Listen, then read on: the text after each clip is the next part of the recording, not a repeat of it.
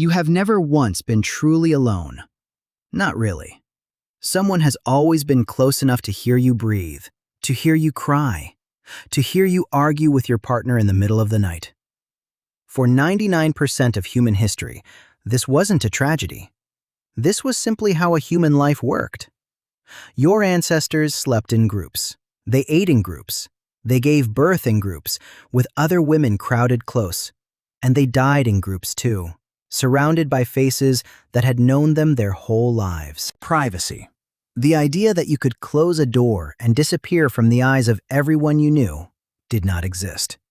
There was no door. There was often no wall. Think about that for a second. Somewhere between 10 and 40 people, depending on the season, lived inside a radius you could cross in about 10 seconds. They saw you sick. They saw you scared. They saw you fall in love, and they saw you fail. And somehow, this was not the nightmare you might imagine. So how did anyone cope? The anthropologist Richard Lee spent years in the 1960s living among the hoansi people of the Kalahari Desert, one of the last groups on Earth still living something close to a traditional hunter-gatherer life.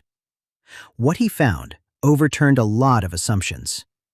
Camps were small, open, and constant. People slept close enough to touch. Conversations, arguments, jokes, all of it happened in a shared soundscape that never really switched off. But Lee also noticed something else. Privacy hadn't vanished. It had just changed shape. Nobody needed a locked room to be alone with a thought. What they needed, and what they had, was social privacy. This is a concept the anthropologist Wiessner later studied in incredible depth among the same hoansi. She recorded their conversations for years and found that a huge amount of daily talk, sometimes as much as 80% during the day, wasn't practical information at all. It was gossip, stories, jokes about people who weren't in the room. That might sound like the opposite of privacy, but Wiessner argued it was actually a survival tool. Gossip let people manage reputation, settle disputes, and release tension without needing to hide.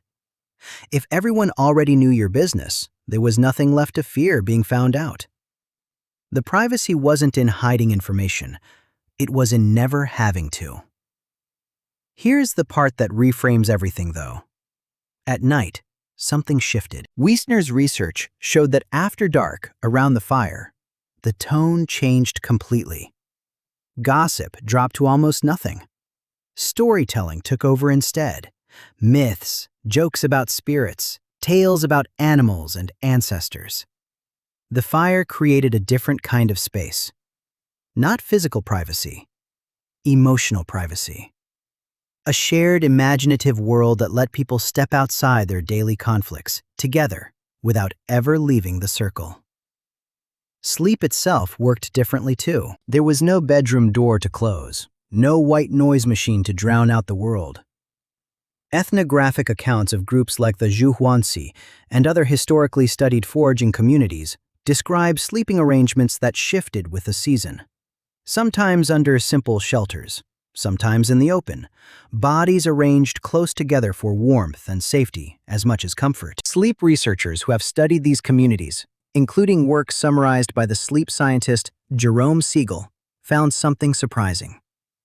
Without electric light, without walls, without any concept of bedtime, people still slept in fairly consistent patterns, drifting off a few hours after sunset and waking before dawn, often with a period of quiet wakefulness in the middle of the night.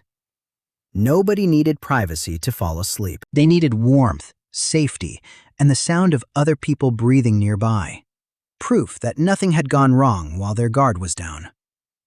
So let's reconstruct a day. You wake up because the light changes, not because a device tells you to. Bodies are already stirring around you. Someone is nursing a baby a few feet away. Someone else is quietly arguing with their mother about something that happened yesterday. And everyone within earshot has an opinion, whether they say it out loud or not. You walk to relieve yourself, and even this has a rhythm. Anthropological and archaeological evidence, including studies of modern forager groups and skeletal wear patterns from ancient sites, suggests that people simply walked a short distance from camp, often to a customary spot, and it wasn't treated as shameful. It was practical. Nobody flinched. Nobody joked about it later, because it wasn't remarkable enough to joke about. You eat together. You work together, gathering, tracking, repairing tools. And when you fight with someone, and you will, because 20 to 40 people living in earshot of each other for years will inevitably clash, that fight happens in public too. There's no slamming a door. Instead, the group absorbs it.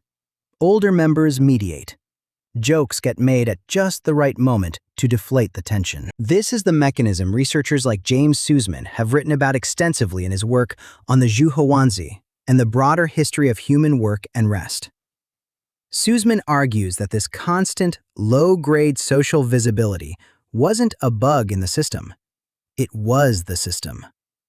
It's what kept small, interdependent groups from fracturing under the weight of unresolved grudges. Now here's the twist, and it's a strange one. The less privacy people had, the freer many of them seem to have been. Suzman's research suggests that hoansi adults historically worked far fewer hours to meet their basic needs than the modern 40-hour week implies. Sometimes as few as 15 hours a week of actual subsistence work. With no walls to hide behind, there was also less need to perform.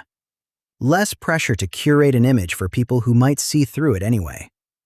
When everyone already knows you snore, argue with your sister, and burned the meat last week, there's nothing left to protect. The mask that privacy lets you wear in the modern world simply couldn't exist. And in its absence, something like ease took its place. This isn't only a story about deep prehistory either.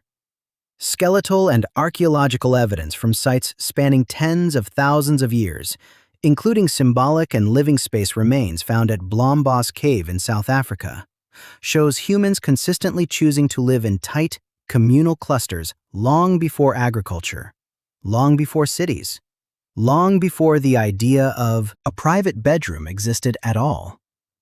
Blombos, dated to roughly 100,000 years ago, has yielded engraved ochre and evidence of complex shared symbolic behavior.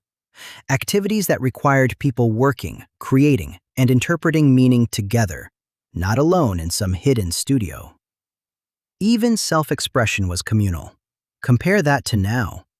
You might live alone. You might scroll through a feed for hours without a single person in the room knowing what's actually going through your mind. Modern surveys consistently show rising loneliness, even as physical privacy has never been greater. We built walls, then apartments, then individual bedrooms, then smartphones that let us disappear into our own heads even while sitting next to someone we love. And somewhere in that process, we traded the exhausting, occasionally suffocating closeness of the ancestral camp for a kind of privacy that often feels less like freedom and more like isolation. That doesn't mean your ancestors had it better in every way. There was no escaping a bad relationship inside camp, no quiet corner to process grief without an audience. Privacy, in the modern sense, does protect something real. The ability to think a thought all the way through before anyone else gets to weigh in on it. Childhood looked different for the same reason. A child growing up in a hoansi camp, as documented in decades of anthropological fieldwork, was rarely more than a shout away from an adult, but also rarely alone with just one adult either. Multiple caregivers, older siblings, cousins, grandparents, all shared the work of watching, teaching, and disciplining children. A child's mistakes were witnessed by many people, but so were a child's small victories. There was no single parent carrying the full weight of another person's development in private. The village wasn't a metaphor. It was the actual structure of a childhood, and it meant no one adult had to be everything, because privacy never demanded that they try. But maybe the lesson isn't that one way was right and the other was wrong.